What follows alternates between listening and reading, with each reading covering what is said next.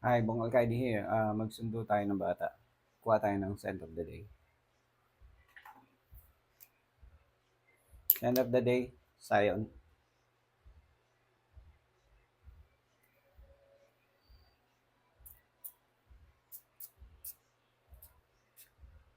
Ayan. Ang ganda ng opening nito. Lime, lemon, and then grapefruit.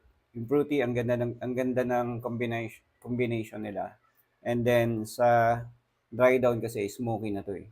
Yun yung tinatawag kong magic, no?